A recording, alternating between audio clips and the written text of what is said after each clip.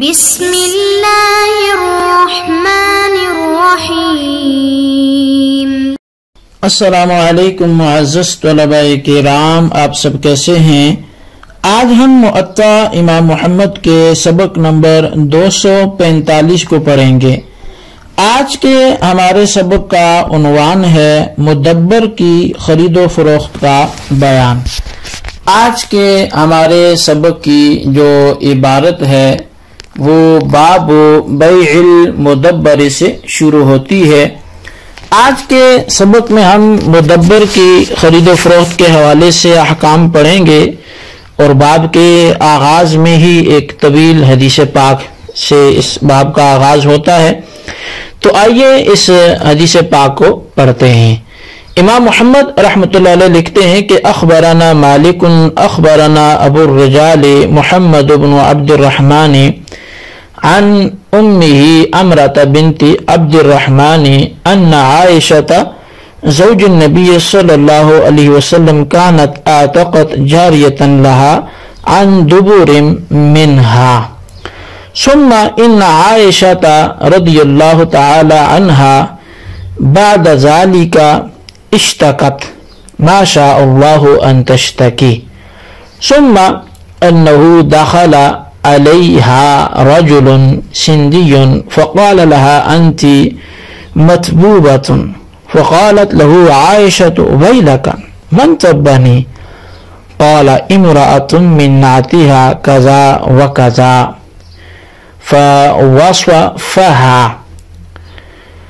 فوصفها وقال إن في حجرها الآن صبيا قد بال۔ قالت عائشة رضي الله تعالى عنها، فقالت عائشة ادعوا لي فلانة جارية كانت تخدمها، فوجدوها في بيت جيران لهم في حجرها صبي، قالت الآن حتى أغسل بول هذا الصبي، فغسلته ثم جاءت فقالت له عائشة رضي الله تعالى عنها أسحرتني؟ قالت نعم، قالت لما؟ قالت أحببت العتق، قالت فوالله لا تتقين أبدا، ثم أمرت عائشة ابن أختها أن يبيعها من الأعراب ممن يسيء ملكتها، قالت ثم ابتع لي بثمنها رقبة ثم أعتقها، فقالت أمرت فلبست عائشة ما شاء الله من الزمان، ثم أنها رأت في المنام أن اغتسلي من آبار ثلاثة يمد بعضها بعضا فإنك تشفين، فدخل على عائشة إسماعيل بن أبي بكر وعبد الرحمن بن سعد بن زرارة، فذكرت أم عائشة التي رأت، فانطلقا إلى فتاة فوجدا آبار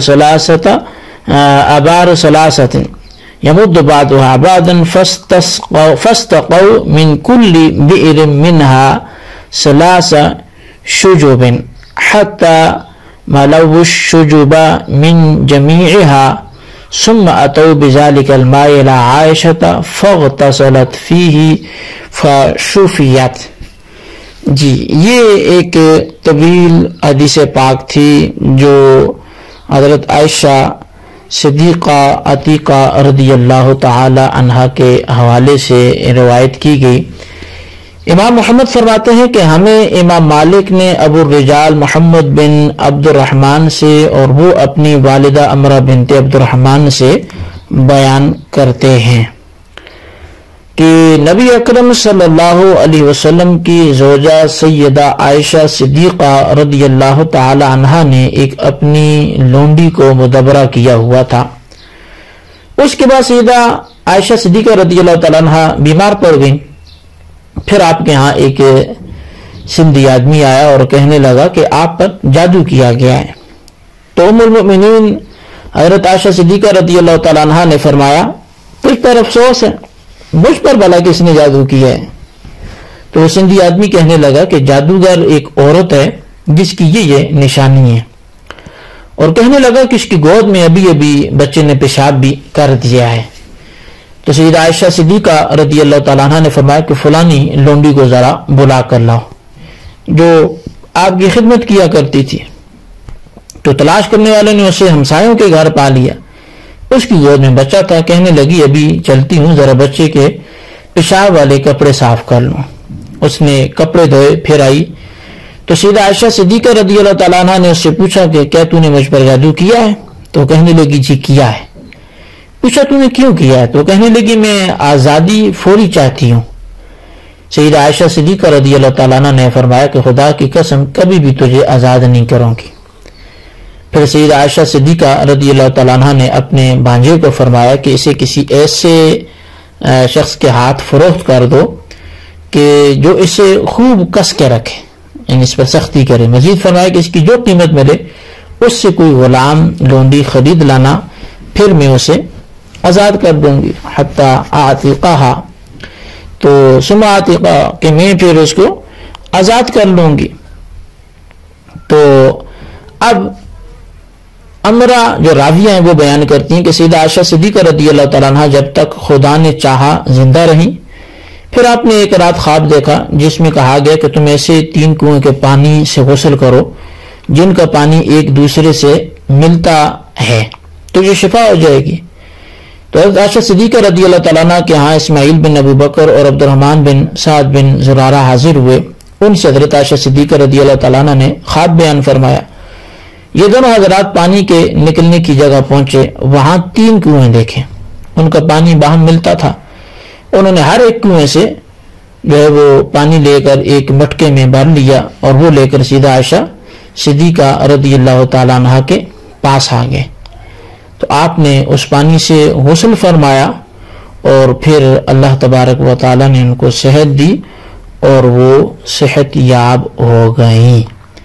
تو بہرحال یہ ایک طویل حدیث پاک تھی جو آپ نے سنی، جس میں حضرت عائشہ صدیقہ رضی اللہ تعالیٰ عنہ نے فرمایا کہ پہلے اس کو کسی ایسے شخص کو بیچو کہ جو یسیع مرکتا، کہ اپنے ان کے ساتھ ہمسایوں کے ساتھ اپنے غلاموں کے ساتھ جو سخت سلوک رکھتا ہو، اور ثم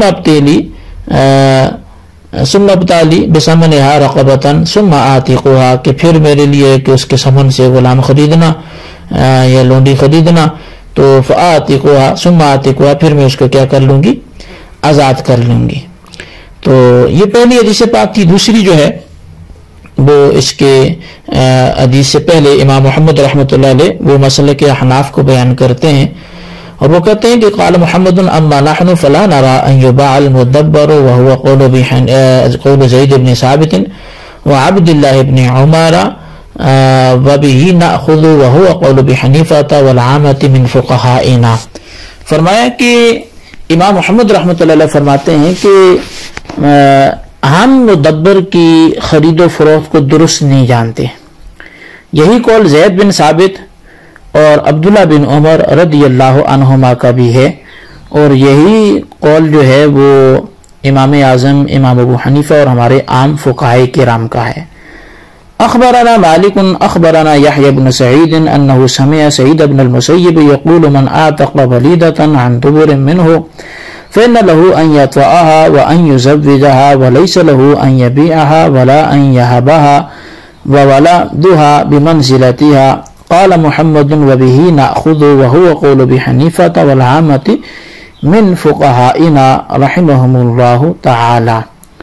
امام محمد رحمۃ اللہ علیہ فرماتے ہیں کہ ہمیں امام مالک نے خبر دی ہے یحییٰ بن سعید سے، اور انہوں نے سعید بن مسیب رضی اللہ تعالیٰ عنہ سے کہ ان کو فرماتے سنا کہ جس نے اپنے کسی غلام یا لونڈی کو مدبر کرایا، یعنی یہ کہا کہ میرے مرنے کے بعد تو آزاد ہے، تو اس سے بندہ مدبر ہو جاتا ہے، غلام لونڈی ہو یا لڑکا ہو غلام ہو، تو فرمایا جس نے اپنی لونڈی کو مدبر کرایا تو وہ مالک اب بھی اپنی مدبرہ کے ساتھ وطی کر سکتا ہے، اس کی کسی سے شادی کر سکتا ہے، لیکن اسے نہ تو بیچ سکتا ہے اور نہ ہی ہبہ کر سکتا ہے۔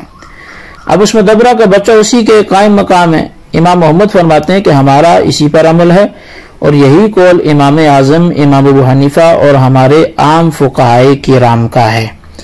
اچھا، اب سیدہ عائشہ صدیقہ رضی اللہ تعالیٰ عنہ کے اس واقعے کے ضمن میں مدبر غلام کا مسئلہ آ گیا، اور اس واقعے کو یہاں پر ذکر کرنے کا مقصد بھی جو ہے وہ یہی غلام کا مسئلہ ہے، یعنی مدبرہ کا، کہ اسے خریدا یا فروخت کیا جا سکتا ہے یا نہیں۔ اور اب مدبر یا مدبرہ وہ غلام یا لونڈی ہے کہ جسے اس کا مولا یہ کہہ دے کہ میرے مرنے کے بعد تو آزاد ہے۔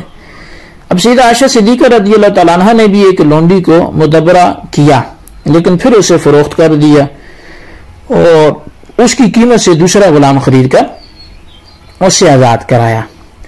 اب اس روایت کے ذکر کرنے کے بعد امام محمد رحمۃ اللہ علیہ لکھتے ہیں کہ مدبر کو بیچنا ہم احناف کے نزدیک جائز نہیں، اور نہ ہی اس کو ہبہ کیا جا سکتا ہے، احناف کا یہی مسلک ہے۔ تو اب اس پر پھر جو اعتراض ہوگا تو وہ اعتراض یہی ہوگا کہ دیکھیں سیدہ عائشہ صدیقہ رضی اللہ تعالیٰ عنہ بہت بڑی فقیہ ہیں، عالمہ ہیں، صحابیہ ہیں، ام المؤمنین ہیں، اور نبی علیہ الصلوۃ والسلام نے ان کے بارے میں فرمایا کہ نصف دین عائشہ سے حاصل کرو۔ اب ان کا عمل جو ہے وہ یہ ہے کہ انہوں نے مدبرہ کو فروخت کیا، بیچا، اور حدیث آپ نے سنی، تو آپ احناف ان کے عمل کے خلاف ایسا مسلک کیوں اپنا رہے ہیں کہ جو ان کے مذہب کے مطابق نہیں ہے؟ تو اس کا جواب یہ ہے کہ مدبرہ کے حوالے سے آپ کو کچھ باتیں جو ہیں وہ حاصل کرنا یا سمجھنا وہ پہلے ضروری ہیں تاکہ آپ کو اصل بات سمجھ آ سکے۔ بات یہ ہے کہ مدبر کی دو اقسام ہیں، پہلی قسم مطلق اور دوسری مقید ہے۔ مطلق مدبر یہ کہ کوئی مولا اپنے غلام کی آزادی اپنے موت سے وابستہ کر دے، اس کے لیے کبھی تو الفاظ سریہ کہے جاتے ہیں، جیسے انت مدبر یا انت حر بعد موتی یا انت موتق بعد موتی یا آتقتک بعد موتی، تو یہ جو ہیں کبھی تو سری الفاظ سے اسے بول دیا جاتا ہے، اور کبھی الفاظ ذکر ہوتے ہیں لیکن وہ غیر سریہ ہوتے ہیں، جیسے ان مات فلان فانت حر، یعنی اگر فلاں فوت ہو جائے تو آزاد ہے۔ اب ان الفاظ سے غلام مدبر نہیں ہوگا۔ دوسری قسم جو ہے وہ مقید مدبر ہے۔ اس کی صورت یوں بنتی ہے کہ مولا اپنے غلام کی آزادی کو اپنی موت سے ہی وابستہ کرتا ہے، لیکن اس میں کوئی شرط یا قید لگا دیتا ہے۔ مثلا کہتا ہے کہ اگر اس بیماری میں یا اس سفر کے دوران میں مر گیا تو آزاد ہے۔ اب مدبر کی ان دو اقسام میں احناف کا مسلک یہ ہے کہ مدبر مطلق کی بے اور ہبہ یہ جائز نہیں ہے، لیکن مقید کی بے اور ہبہ یہ دونوں جائز ہیں۔ اب غلام کو مدبر کیے جانے میں ائمہ اربعہ کا اختلاف ہے، اور اس کی جو ہے وہ تفصیل بھی ہے۔